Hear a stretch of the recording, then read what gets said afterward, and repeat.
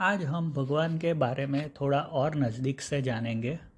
जीवन के उद्देश्य एक में हमने देखा कि एक भक्त को क्या क्या बाधाएं भक्ति में आ सकती है, तथा जीवन का उद्देश्य दो में निरपेक्ष प्रेम भगवान से कैसे किया जाता है उसके बारे में जाना। और आज जीवन के उद्देश्य तीन में भगवान को कैसे लोग पसंद आते हैं वो जानेंगे। भक्ति ही एक साधन है कलयुग में जिससे भगवान प्रसन्न होते हैं।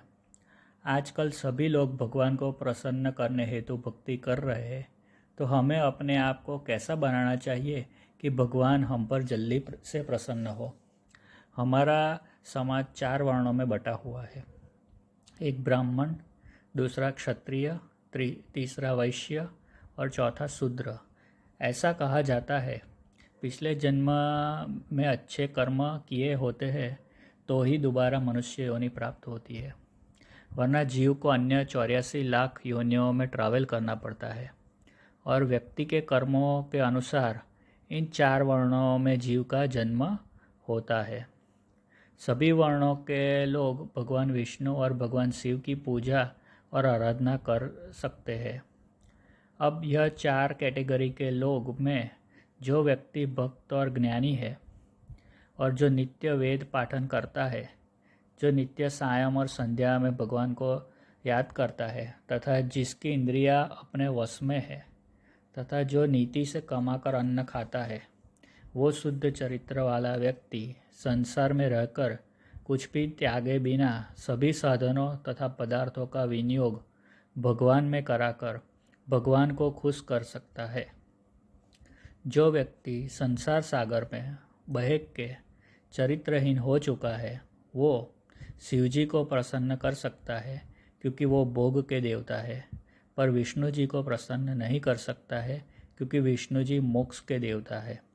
उन्हें शुद्ध चरित्र वाले लोग ही अच्छे लगते हैं।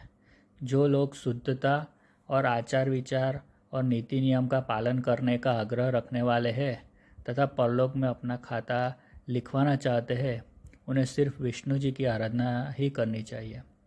और जिनको भौतिक सुख तथा संसार सुख चाहिए, उन्हें शिवजी की आराधना करनी चाहिए।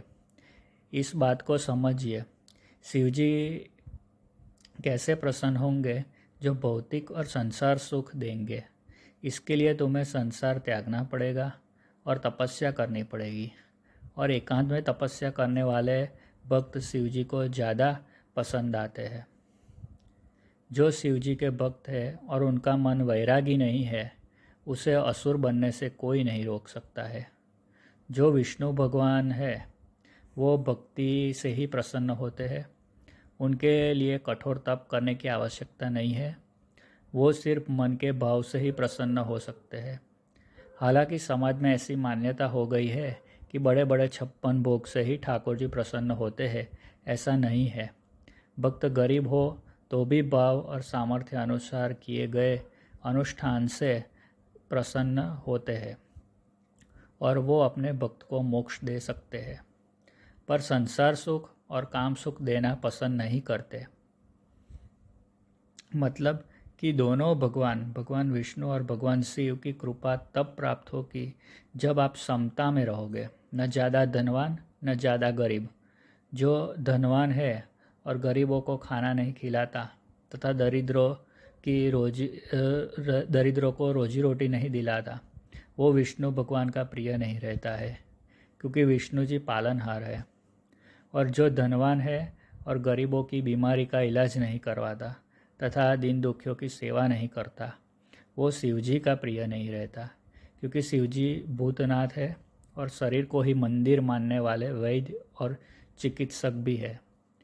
जो लोग आजकल दिखावे के लिए या फ़ोटो खिंचाने के लिए गरीबों की सेवा या गाय को चारा देना या कोई सत्कर्म करते हैं, वो भगवान की कृपा या प्रसन्नता को खो देता है, क्योंकि वो भक्त पाखंडी और प्रसिद्धि प्रिय कहलाता है और नरकगामी हो जाता है। सत्कर्म करते समय भाव का होना अति आवश्यक है। जब भी आप फोटो खिंचाते हो तब सत्कर्म का भाव नहीं, प्रसिद्धि की कामना मन में होती है, जो भगवान को पसंद नहीं होती है। ये थी थोड़ी सी जानकारी हम सबके आराध्य देव भगवान विष्णु और भगवान शिव के बारे में। आशा करता हूँ आपको पसंद आई होगी।